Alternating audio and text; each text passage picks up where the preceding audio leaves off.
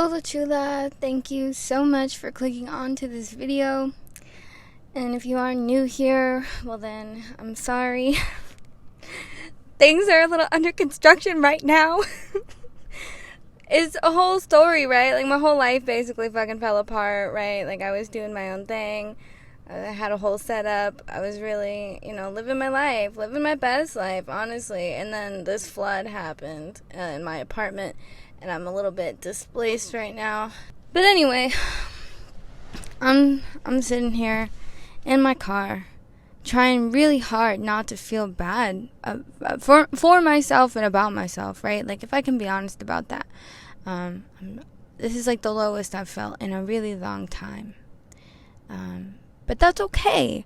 It's okay that I feel bad right now, because it's just going to make the times, it's just going to make getting back on my feet all the better, right? Like all the sweeter.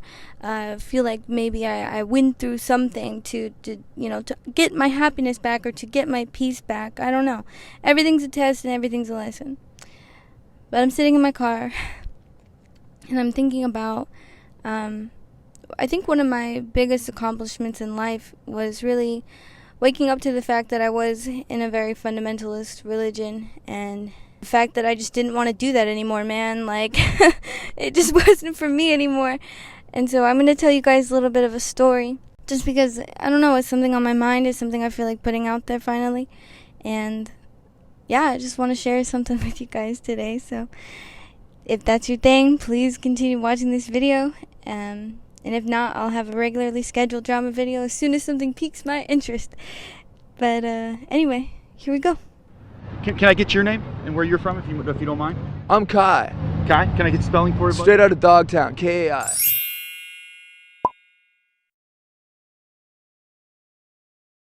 So I've kind of talked about this already on my channel.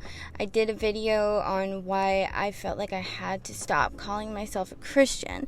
But I didn't necessarily address the fact, or like the story of, I suppose, of how I actually left my parents' church and how much of an ordeal that actually turned out to be for me.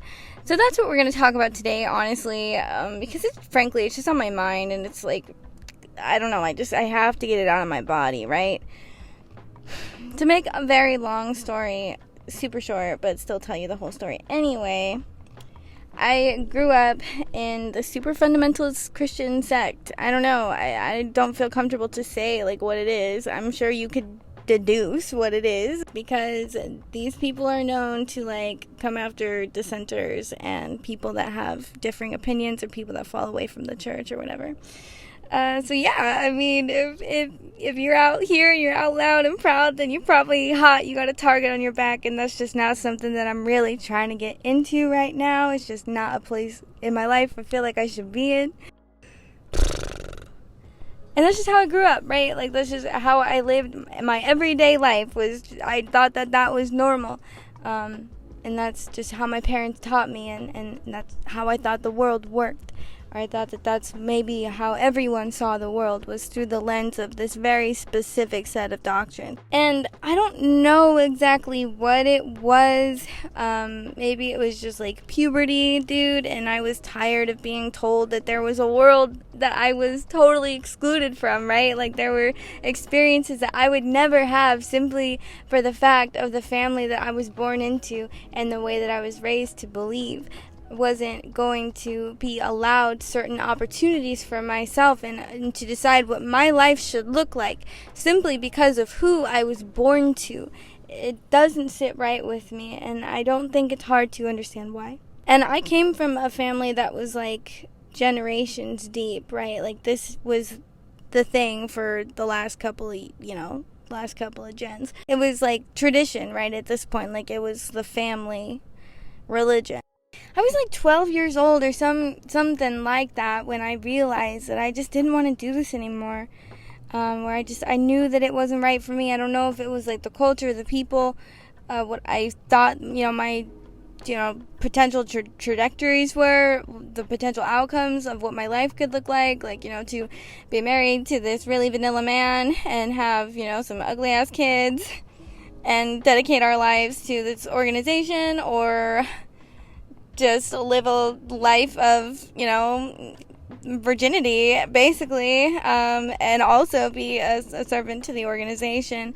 And neither of those things really appealed to me for obvious reasons, so I decided that I wanted to go to college after I graduated high school, which college was pretty big no-no, it's a thing that you really don't do, it's a waste of time, the end of the world is coming, yada yada yada. Like, why would you waste your money and your youth going to university to fill your head with useless information when you could be serving the one and true religion, like the organization, right, man? And it's all a trap, right? It's all just to keep you in a position where you're not able to financially fend for yourself. You're not able to critically think for yourself. You're purposely kept ignorant, and I just think it's disgusting.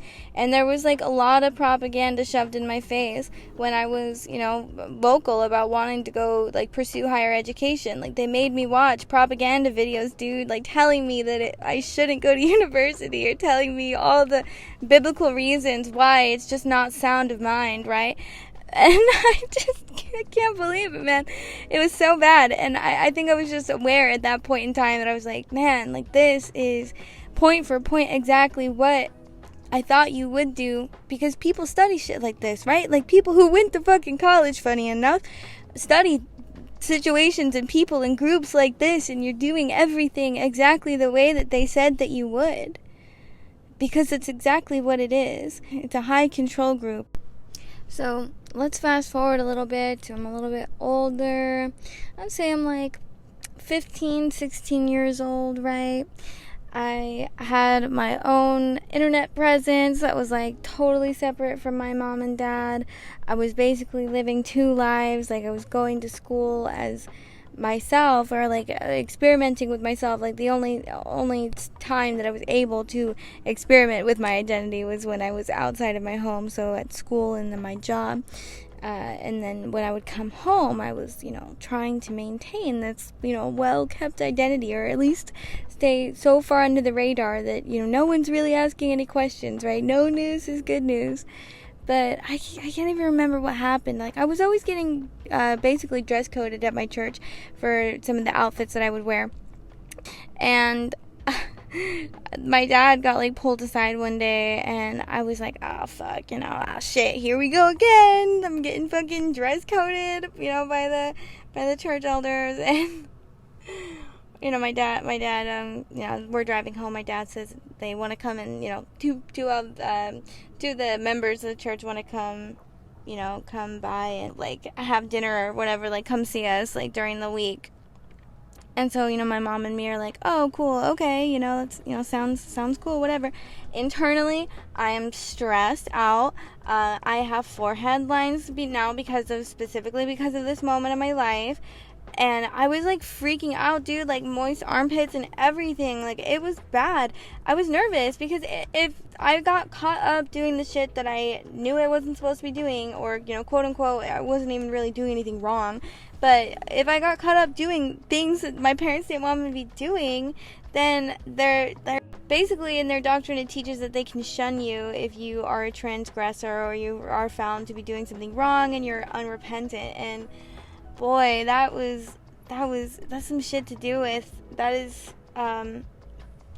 That's a really big anxiety to walk around with as a child, because I knew that for a long time, right? Like, when I realized that I didn't want to do it anymore, that I didn't want that to be my life, like, I knew that someday I was going to have to come to terms with the fact that my parents might walk around like they don't know who I am, or like I don't matter, or like I'm really not dead ass their kid, really. Like, that might really be a thing that really happens to me someday. And I lived with that, and I continue to live with that anxiety. Okay, back to the story. 15, I'm in my parents' house, and okay, so I, like, come in the door, I'm just ready, getting off of work, and, my mom is like, okay, they're coming over, so go change your shirt, go wash your face, make sure you don't look like a heathen, like, and come and be proper and eat dinner and whatever. And visit. And so yeah, we're all like sitting in our house, you know, in my parents' house, and they're talking and just having a nice time, right? Just having a wonderful evening and eating pie and drinking coffee and telling stories and jokes and whatever. And I'm thinking, you know, okay, this is chill. Maybe they're literally just coming over to chill. Wrong, incorrect. One of them gets up and walks out to their car and then comes back down to my parents' house with a folder, a manila folder with screenshots and pictures of my Instagram and my Twitter. And yeah, wow. Excuse me, ma'am, do you know how inappropriate that is? Like, do you know how scarring that was? That was single-handedly probably like one of the most embarrassing moments of my whole goddamn life. Like, not even necessarily that I was doing something so heinous. Like, I had pictures of myself in tank tops and bikinis and whatever. I was a 15-year-old girl. Like, what was I really doing on the internet? And I was like quoting my pictures with like, oh my god, T Mills lyrics. Like, whoever thought that would come back to bite me in the ass. Fucking, you know, and like just doing, I don't know, stupid shit that literally everyone else was allowed to do on the internet, and I was just getting so much heat for it, like over something that just is so stupid, right? It's so inconsequential, but it's just this, you know, adding to the ever-growing amount of evidence that I am not strong in my faith and that something needs to change, because it's clear by the way that I'm dressing, the way I'm acting, and the total disregard that I have for this organization, that I have no future, I have no plans, you know, it's all just coming to the surface in this one moment. And I swear to God, you guys, I swear on my life, this is like one of the only times that I really felt like I lost love from my family. Like, it's like, you know, they always say, like, it hurts worse when they're not mad, but they're disappointed. And that's, like, the ultimate, like, the shame. Like, I felt like I had brought shame and, like, dishonor to my family. Like, that's what it felt like, and that is so stupid to say, and such a horrible thing, and such a horrible way to make your 15-year-old child feel. Quite possibly that they could ever do anything to make you love them less. It's something so simple, right? Like, how could you love your child less for something so irrelevant? But I swear, like, it was like a palpable difference in the way that they treated me, in the way that they talked to me, in the way that we connected. Like, it was real. I saw that happen. It was like day and night. I watched my parents, I watched my family just like look at me like they didn't know who I was. And to be fair, like, they don't know. They didn't know. They don't want to know. They used the fact that I had an Instagram profile and a Twitter account to basically try to swing that into somehow I'm having like premarital sex or I'm like committing fornication. And they were asking me like questions like if I had ever had sex or if I'd ever like been with a man in front of my mom and dad. Like, it was like single-handedly one of the, like I said, one of the most embarrassing and traumatic moments of my whole life. And they told me before they left that they weren't quite sure yet, but it might go judicial. And in this specific sect, judicial means that you have to go in front of a committee of 3 other members of the church. And basically they have like this little mock trial, but your verdict is basically, you know, you have this preconceived guilt, or like this assumed guilt, and you basically have to prove that even though you did this, you committed this sin, you did this wrongdoing, you're really sorry, and you don't need to be shunned from the church because you're really sorry, you're really repentant. And something in me just snapped, and I started crying and just started talking about how I was wavering in my faith, and I was scared because I didn't know if I believed in God anymore, and I needed help. I didn't need to be pushed away, like anything that I could do to keep my family. Like, I said what I had to do, and I cried the fake tears that I needed to cry, or maybe they were real just because I was really afraid. I don't know.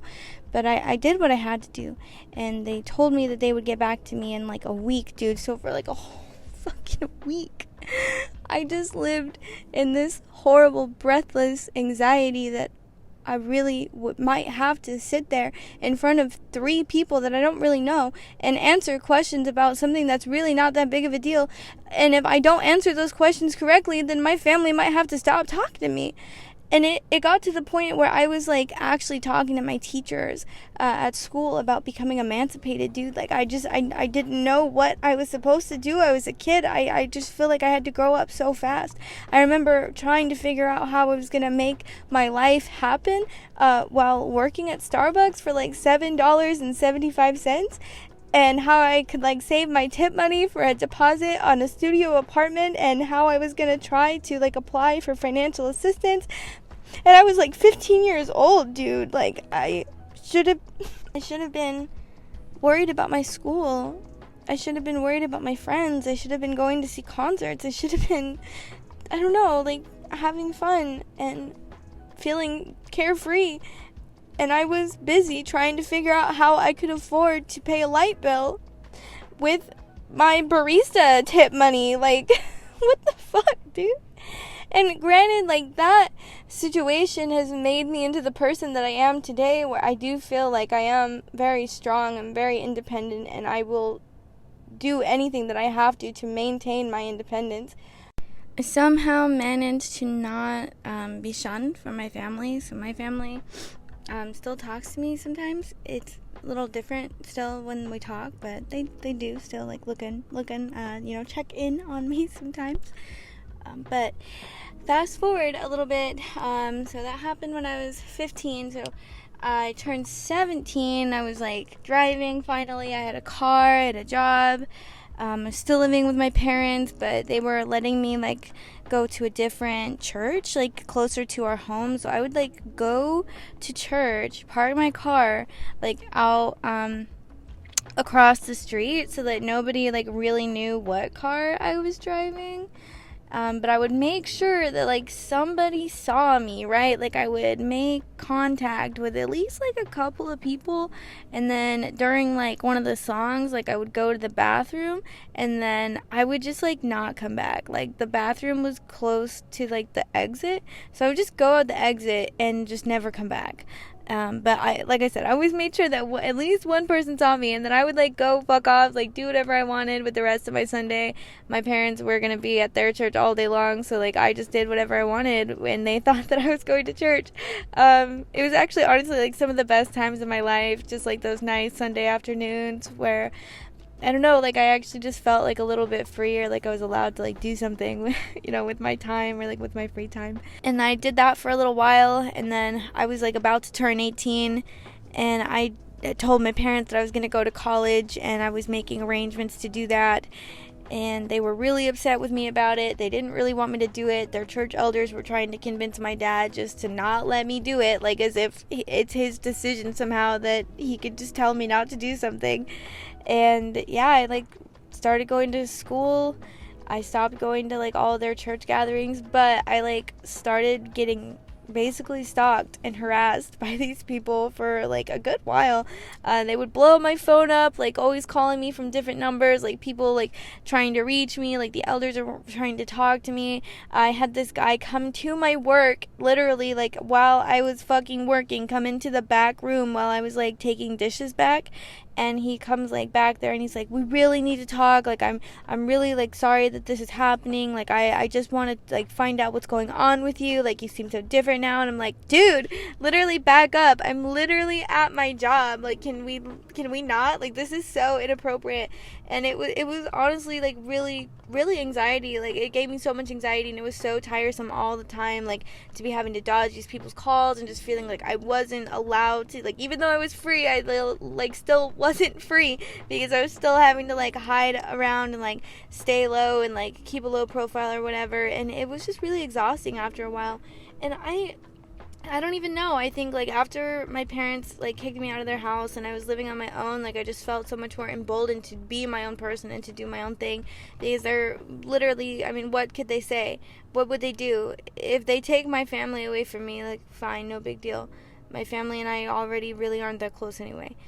So if that's their choice, and that's their choice. But it's just ridiculous to live your life still, even though you're no longer practicing, you have nothing to do with it, to still live your life according to their little bullshit rules, and to have some sort of reverence in your mind or to hold some sort of like space for it is just like, you deserve better than that. I deserve better than that. And I'm really frustrated at myself that this takes up so much of my mind, like, right? Like, it just lives rent free in my fucking mind. But I think I'm at the point now where I need to talk about it. I need to feel like I'm doing something, or like I'm helping people understand something. There's so many things in the world to be upset about, and it's impossible to be upset about everything that you should be at the same time. Like, no one has the time, no one has the space. But this is something that I want to bring more attention to, or something that I just don't want to be silenced on anymore.